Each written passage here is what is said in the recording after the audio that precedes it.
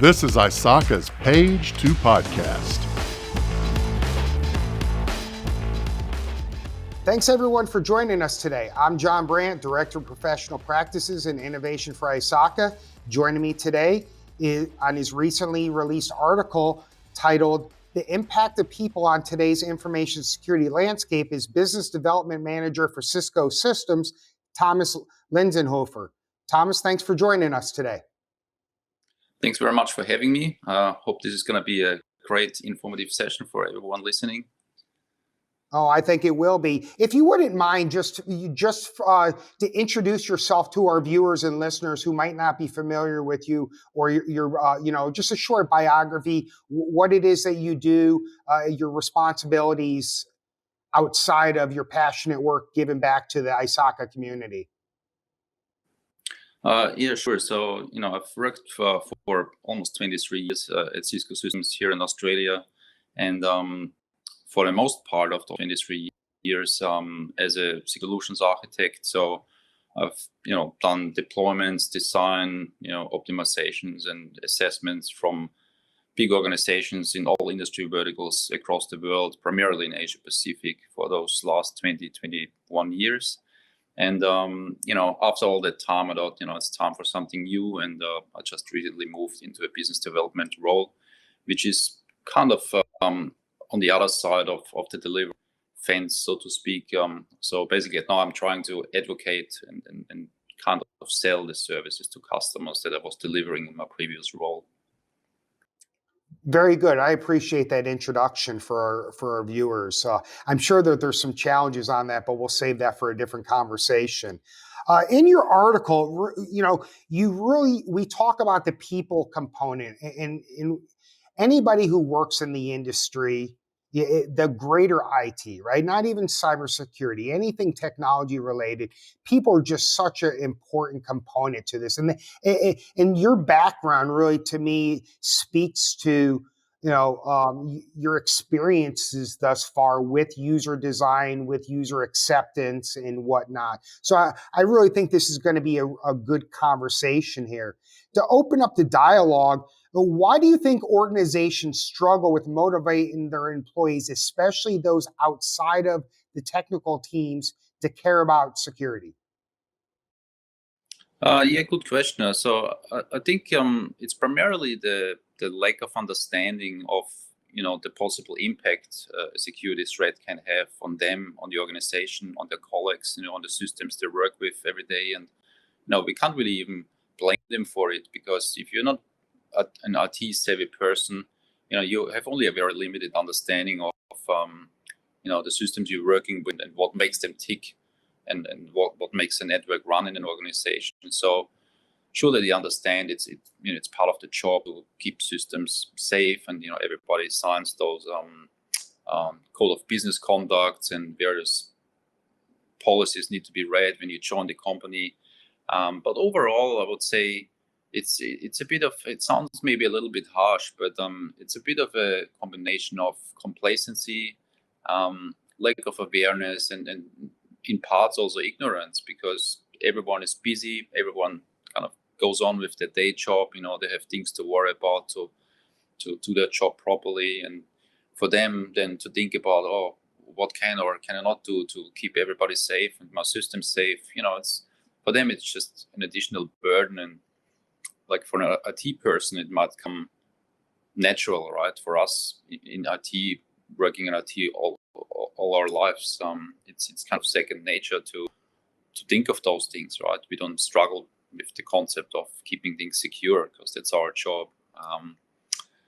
And then, in other parts, it's obviously a bit of a leadership problem to properly articulate the potential outfall from a security compromise, and what it means, or what role everybody can play in keeping the organization safe. So it's a bit of a combination of, personal traits, personal attitudes, and I guess processes and around that in an organization. Within your article here, you made a statement here that we're talking about, that people can learn, right, and they do learn, and they can evolve but that there's some limitations there. Then you actually kind of pivot and talk about some fundamental human traits that almost make this impossible, that they're barriers. Can you speak to that a little bit more beyond the couple things that you had just touched on? Yeah, sure. So what I meant by that is that, like I mentioned before, say hypothetically a person joins a new company, typically they go through an onboarding program that involves reviewing some policy documents, accepting certain regulations and I guess processes that the company outlines for each employee, like acceptable use policy is a good example. Then you have to go through a certain number of typically online trainings these days that explain, how things work, what to do, what not to do, where to log on, and how to escalate things. And part of that is also typically ongoing things like, these phishing campaigns and it kind of, or supposed to be fun anyway, exercises for employees that kind of teach them in a fun way to be careful about, not opening attachments in emails they get from someone that look a little bit suspicious or clicking on links. And, this is all great and we should not stop doing that. But I guess the attention span, especially in today's business world of people, is very short, right? So they may pay attention to this training or to what someone says around security for a short period of time, and then it's out of sight, out of mind, and a week later, everything's forgotten. And it's the human trait there is basically that we lose interest in things very quickly, right? We don't pay attention to this for extended period of time unless it's really important to us. And because, coming back to what I said before, if I get the feeling it's not affecting me personally, my life, my well-being, for instance, a security compromise or incident, then in the people's minds, it's why should I worry about it any more than ticking the box here? Yes, I've done this online phishing training, and beyond that, I don't really care because it's just gonna cost me time, and what have I got from it? So it's kind of the human behavior that, yeah, sure, we can learn to some extent to generate some overall high-level awareness. But we can't change the fact that people lose interest very quickly in something unless it affects them personally, their life or their well-being, right? And I guess there's just human characteristics. Everybody's brought up differently, lives in different environments, and has different types of friends. And there's a heavy influence from the media, from TV, from the internet.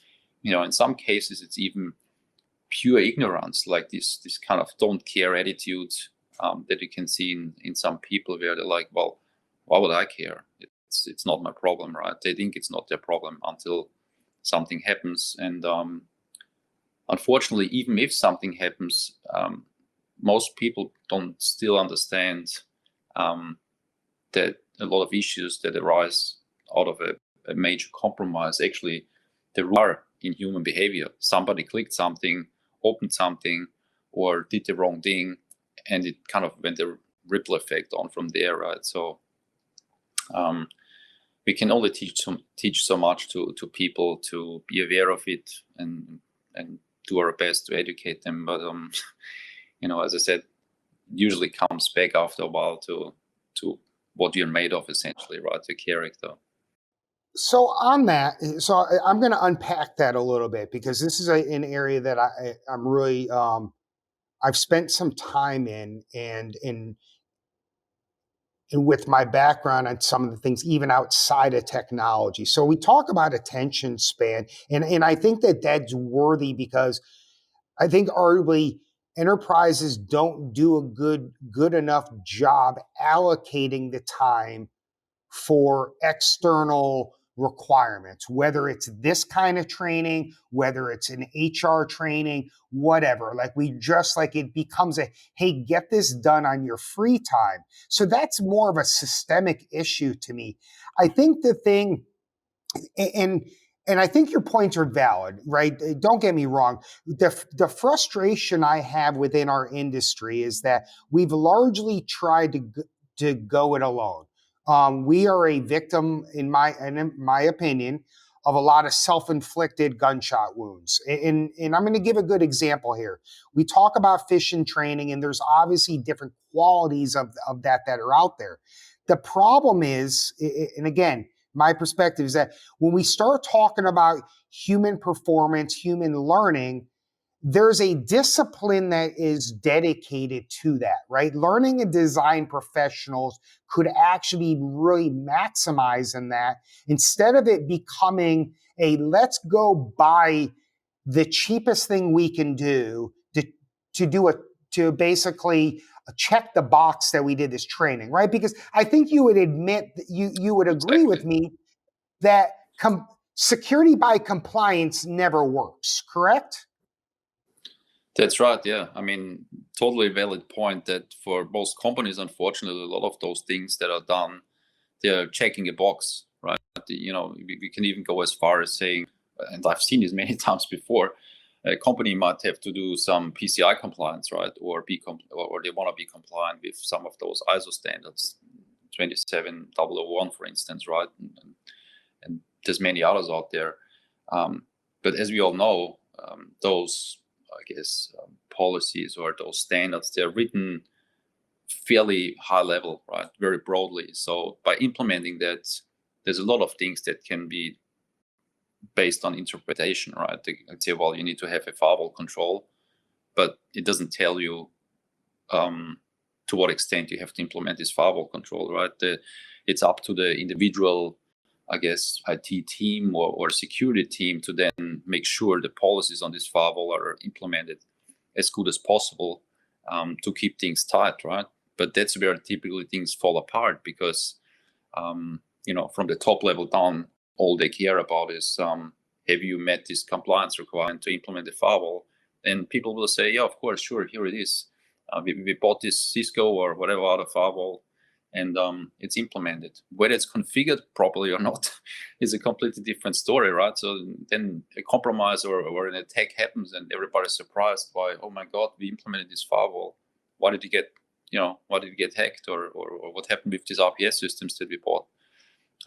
Completely overlooking the fact that, like you said, security charging by being compliant doesn't make you more secure, right? It's just taking a box, and it's the same in the people space with not paying enough attention to people's skills, people's, I guess, awareness. It goes on from there. So, but like it's outlined in my article, that I think in the technology space, there's a lot more focus on doing the right thing, right? Buying the right products for mitigating this attack and type of, threat. There's a lot of focus on the technology side. Process, I would say, yeah, sure, there's people that focus on those processes. But I think the people side really falls kind of under the table, in terms of the amount of focus that's spent there. So along with that, so my follow-on thing is that, one of the things that we're also plagued by is that we're trying to treat this as a business problem. And by and large, cybersecurity is a business enabler. However, by the time folks ever get into the workforce, all of their bad technology habits are already solidified. Right? We're not doing a very good job with digital literacy in its infancy, right? So what I find, and I'd be interested in your thoughts here, is that most of our youth and those that are joining the workforce, at the beginning of their careers, they simply want to be consumers of technology, right? They lack some of the understanding of the implications. They're looking at it, it's a tool. And by and large, technology is a wonderful tool. However, as a tool, though, there's risks that you and I are fully aware of, right? That span both security, privacy, a number of other different things that are out there. So, and it's not necessarily our problem to solve because it's bigger, but the burden falls on us because the information security function is largely charged with changing user behavior, right? At the end of the day. Perfectly right. And unfortunately, I think there's no real good answer for it to tackle that, because typically, as you know, think about the university as a classic example. Lots of young people, thousands of them, right, consuming various resources that the campus provides, hopping onto the network with any device they really purchase themselves, right? The university generally doesn't buy, a notebook or a mobile phone for them. So, university is a classic example where the IT department or the security people, their biggest concern is how can we make this secure possible without relying on the user to do the right thing, because they don't, right? I mean, young people, especially in the university, sometimes they're bored. They try to get into something or hack into something. Yeah. So, that's where the technology comes in that is supposed to help us combat or mitigate some of those threats. So basically, users not doing the right thing, right? Limiting access to where it needs to be. And, this whole zero trust, I guess, methodology and concepts that are pretty popular right now come into play, where we say, well, don't really care what connects to the network or who it is. I'm going to verify it, and I'm going to verify it all the time. And if you do the wrong thing, well, you're not getting onto the network, right? So you kind of force user behavior with technology, because if people don't get network access, they're going to be pretty annoyed, right? So they will say, well, I couldn't get network access because my device was compromised, or I tried to access the wrong things on the internet and I got kicked off. So that, of course, drives user behavior. But we force it in a way without people understanding why we do it, right? They see it as an annoyance. And I mean, again, there's no easy answer, but what I see, for instance, would be important. Say, give this case that I brought up in this article around the healthcare absolute meltdown. I think if people in that healthcare sector, for instance, and that includes everyone, right, staff in the hospital, nurses, doctors, etc., if they would be clearly explained in a scenario that could be a 1-hour session somewhere with people presenting a scenario saying, okay, I explain you what would happen if there was a massive attack on a hospital and it takes the network out, the hospital can't internet access, everything's going to be locked down because we have been compromised. And explain them in this scenario, this means you go back to paper-based work. This means you cannot, connect any of the machines that are currently, supplying sometimes life essential things to patients. You can't connect that to the network. There's a fall. You will not get paid because the payment systems are down. You will not be able to access any on your work computer because the authentication mechanism has been compromised. Those servers have been basically wiped clean. And it's maybe then that people realize, oh, well, I can play a role here to do the right thing, because I don't want these things to happen. I want to get paid, and I don't want to compromise patient safety. And it's this kind of, I think, walkthrough to people explain in real life scenarios what actually happens if a massive compromise occurs, that it may settle in, at least maybe not in all people's minds, but at least in a large portion of the employee workforce, they begin to understand that it can impact them. So, you talked about a couple things, and everything we've discussed so far has really been has been anchored in soft skills. And there's a data point that came out of ISACA's 2022 State of Cybersecurity, where this year we kind of dug into soft skills. And we wanted to, again, the intent with this is to provide actionable information to the community to kind of shape programs, and kind of have a pulse on what's going on.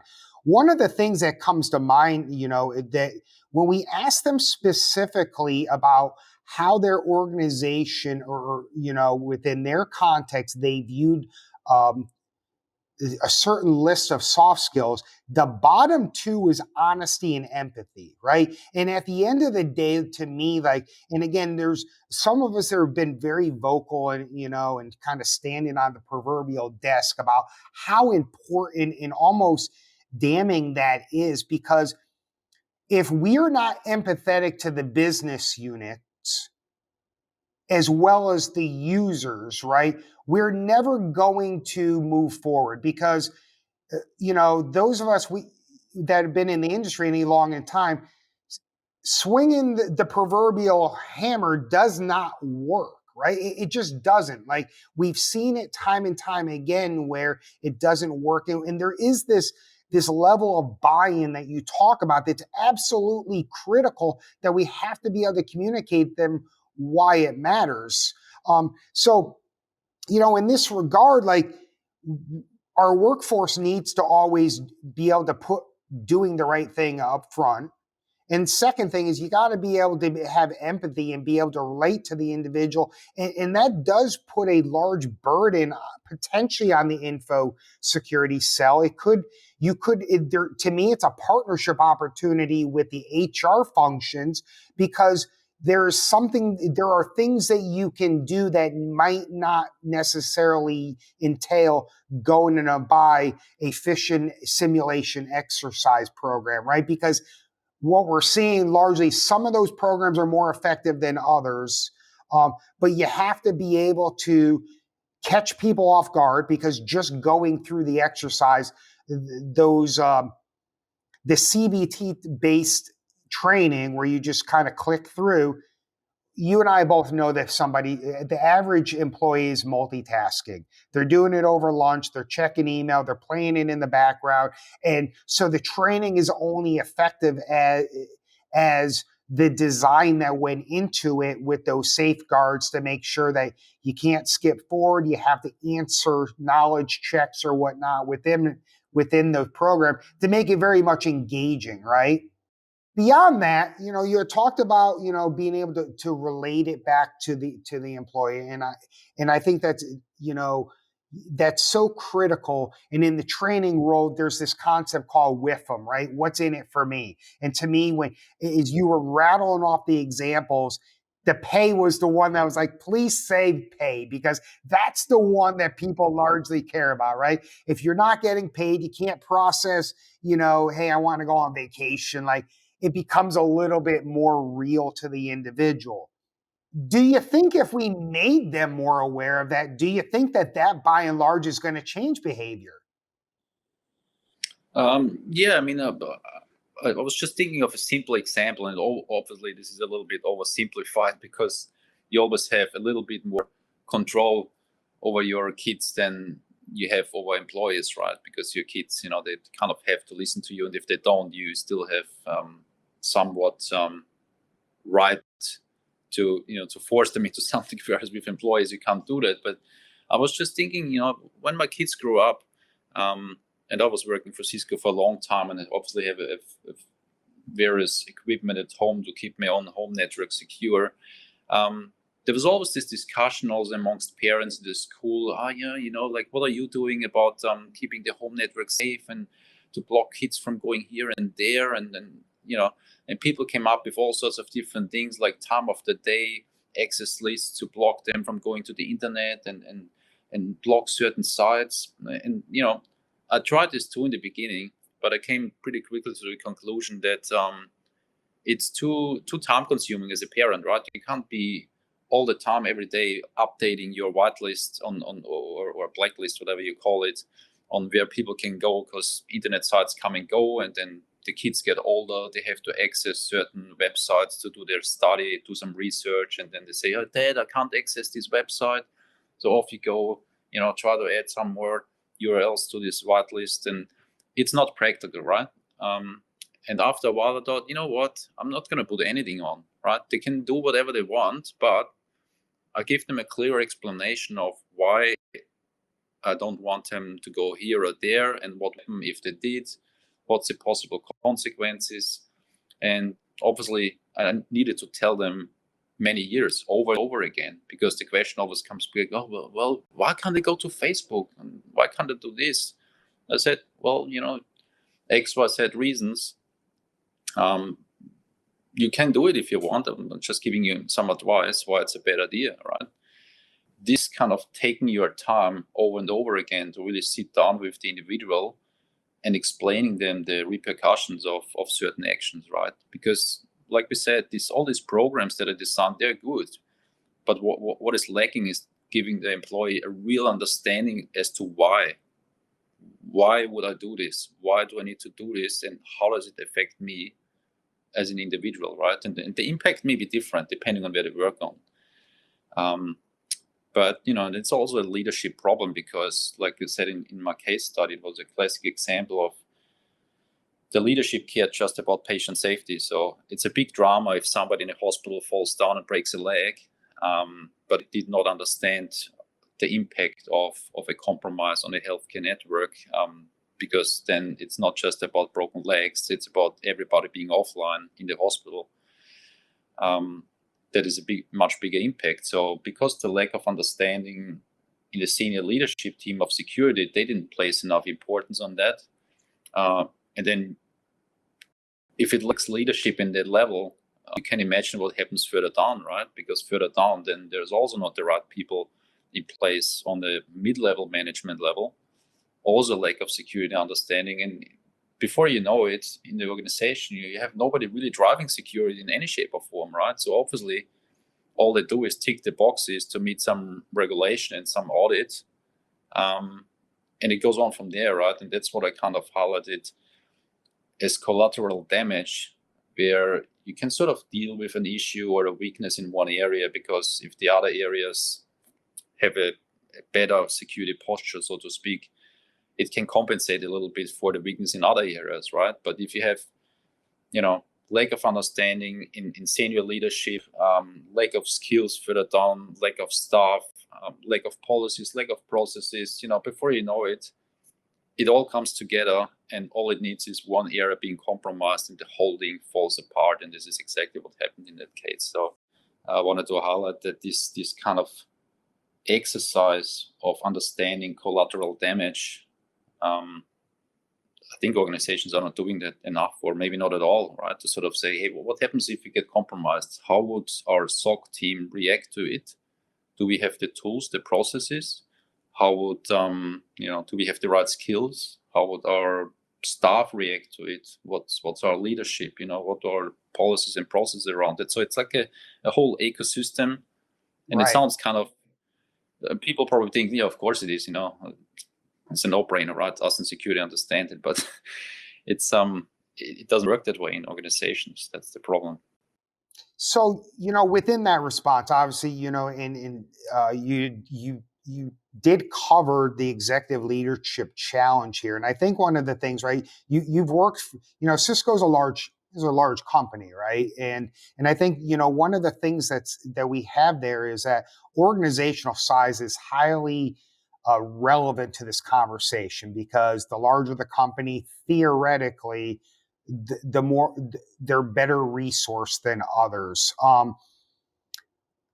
And there is our research, as well as others that are out there, where executive leadership has prioritized cybersecurity and cyber maturity. There are very, very tangible results to performance, right, at the end of the day, and the effect and the emphasis that they place on it and whatnot. So you can't overstate that importance. So within that, when we talk executive leadership, in by and large, there is a lot of variability to where the chief information security officer, the CISO, where that person may be aligned, whether they actually have a seat at the big table, so to speak. But regardless of where they're placed, how vital is it for the CISO to present, to create an environment that prioritizes security and get that buy-in?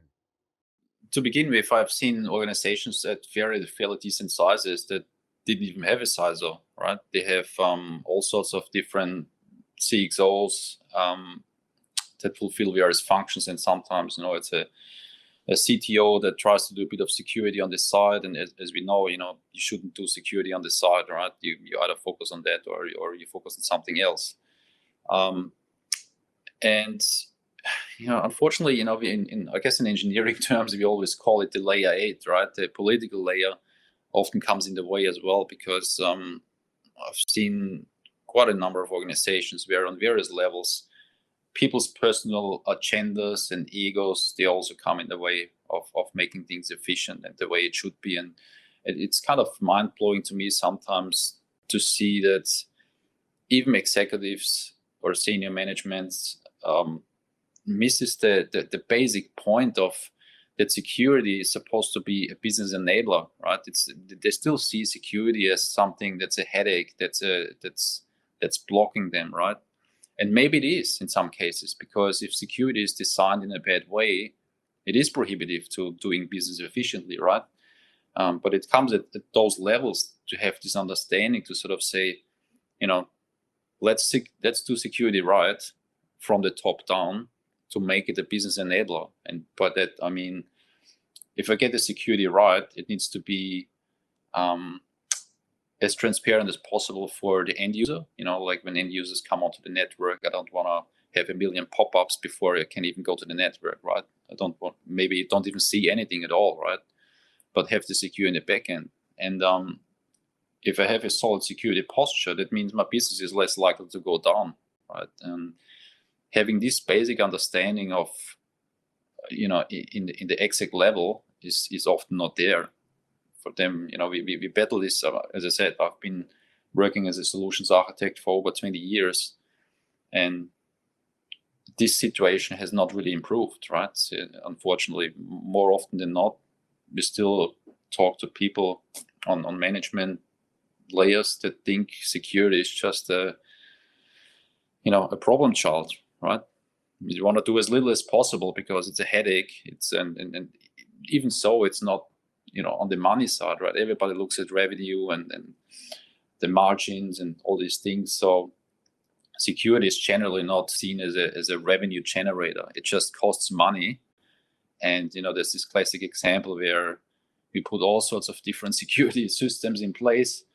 And then at the end of the day, or end of the year, I would say once a year, we do a review with the management level and basically say, well, why do I spend all this money on all these kits? Nothing happened the last year. Well, exactly, because we spent all this money on this kit, nothing happened for the last year. So that's a good thing, right? So it's this kind of mindset that is really prohibitive to a good security outcome. And it's very hard to change because, again, it comes back to human nature. It's an individual thing. So as a solutions architect, right, in your background, and to where you're at now, actually trying to, basically on more of a customer facing thing, I think one of the things, that anyone in your position, to include security leadership, data is everything, right? Like when it's one thing to be able to just kind of speculate, right, that we spent this amount of money and this went down. But this is where the importance of measurement comes into play, because at the end of the day, as you're fully aware, right, executive leadership it's about the bottom line, right? It's dollars and cents at the end of the day. Security is largely a cost center. However, there are opportunities to infuse that in there where, to your point, we did this investment prevented this from happening, or we saw a decline in this adverse stuff happening. So again, just a shameless plug for being data driven at the end of the day, because metrics matter in this world. It is hard at times, especially when security people by and large, we're in a firefighting mode, right? Very reactive, as are most protection-oriented occupations. But, we've adequately described the challenges that are out there. There's a lot of agreement that there's a lot of data to speak to that. But so what steps can an organization do to improve employees, their willingness to be part of the solution? Yes, as I said before, I think they should not stop doing those generally regular awareness sessions that they're already doing. That certainly doesn't hurt. But I think there needs to be a bit more emphasis on making this experience a little bit more personal, right? Even though people are busy, this is always the number one excuse: we are busy. But if you're too busy, then eventually Netflix gonna go down if you get hacked because you were too busy to secure it. If you take it down to connect with the people on an individual or I guess on a basic level, with that I mean make them feel important, right? Make them feel they're part of a bigger purpose of the organizations. They contribute value. Their opinion is valued. And pull people into a room, whether it's a large audience in an auditorium or if it's a small team meeting with 10, 15 people. It doesn't matter which way you do it, but sit down with them and have a frank conversations, running through a couple of scenarios, saying, we don't really want to go on everybody's nerves to keep talking about security, but here's a few examples of what happened when people did this and this and this, and this is why we need your help. Everybody plays an important role, because if you don't get this right, stuff goes down. Worst case scenario, you lose your job because the company goes under, because they can't recover from this loss and from the loss of reputation, etc. Right? Imagine it happens to a bank, and surely everybody cares about their job, right?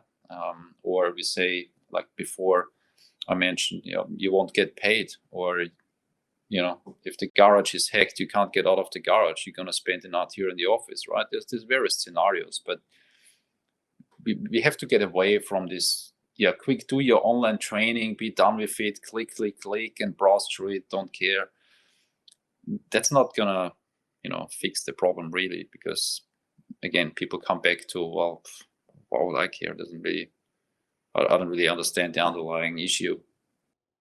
So I want to shift gears here for a second, because there's folks out in industry that challenge this notion that we can solve just the people component. And I'm more in the camp of, just because it's difficult and trying to affect user behavior, you don't just abandon that. But there's a compelling argument out there at the end of the day that people are going to be people, and that's the basis for technical controls, right? So, now, whereas you didn't really touch on that, because that wasn't the basis of this article, like we were focusing on the people, and I totally get it, but there's this balancing act, and you touched on one thing, right, with your example where you're talking about your kids. And as a parent myself, I've been down that road, and you're absolutely right. It wasn't scalable for a family. It's sure as heck not really scalable in the workplace, chasing the proverbial perfect white list, right, or no access list. So, your thoughts, I really welcome your thoughts as we kind of wrap this up here, as to what's that sweet spot between the technical controls and the nexus of the human behavior. With your background, do you think that there's value in bringing the problem set to some kind of small cross-functional working group in a company to say, these are the challenges, these are the potential solutions? Do you think in doing something like that might increase their receptiveness and willingness to kind of be part of the solution, so to speak? I mean, like you correctly say, it's a balancing act between people, process, technology, and each of those three I guess areas is really important in their own right. And we can think about this concept been out many years, called defense in depth. So on the technology side, we would have multiple layers of security. If one is compromised, we still have a second layer to help us mitigate the potential attack. And I think it's similar in this triad, where we say, well, typically we say the first layer of defense is the person, right? Are the people. Obviously, like we say, we can't guarantee everybody's doing the right thing, and sometimes it's not even intentional. It's a mistake that somebody makes, right? That's where the process and technology should compensate for that, right? And that's important. So I think it's important for organizations to keep doing that, obviously, but I think there should be a bit more emphasis on getting this balance right, and not just put everything in the technology basket, right? The processes are typically written fairly loosely in most organizations, what I've seen. And they're typically not up to date.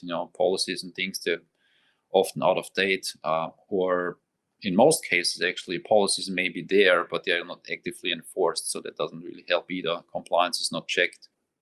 I think a working group in whatever shape or form that is may help to look at it holistically, right? To sort of say, let's take these 3 different areas and look at our strengths and weaknesses in each of those, and really make sure we have this defense in depth across people, process, technology, right? So then we can sleep tight, if somebody clicks the wrong thing, okay, it's not ideal. We'll work with that person, see what happened, but we're confident that the processes we wrapped around that, which may be, what the detection response capabilities of the SOC are, for instance, we are confident they work well, so they will capture that, not to worry. And if they fail, we got good technology that can mitigate some of those problems as well. So it's a balancing act, but I see also if they invest more on the people side, it's probably a lot cheaper than, buying a lot of technology kit, right? Because except for time,